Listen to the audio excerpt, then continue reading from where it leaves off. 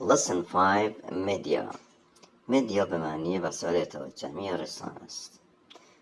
خب مکالمه بین مینا و مهسا لطفا گوش کنید. مینا: Did you enjoy your weekend؟ میگه آیا از آخر هفتت لذت بردی؟ Did you enjoy your weekend؟ آیا از آخر هفتت لذت بردی؟ مهسا میگه Yes, it was wonderful. بله عالی بود. I attended فجر International Film Festival. من در جشنواره بین‌المللی فیلم فجر شرکت کردم.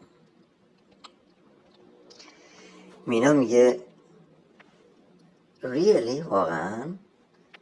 I am also interested in its events and movies. میگه من هم به فیلم ها و حاشیه‌هاش علاقه‌مندم.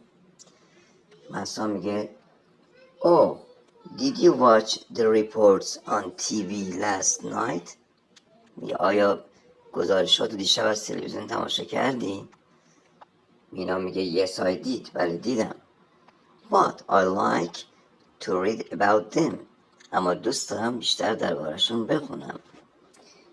مهسا میگه Well, خب You can surf its website if you like. خب شما میتونید از طریق وبسایت اونها رو جستجو کنید.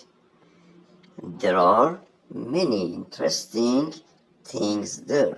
در آنجا چیزهای خیلی جالبی وجود داره.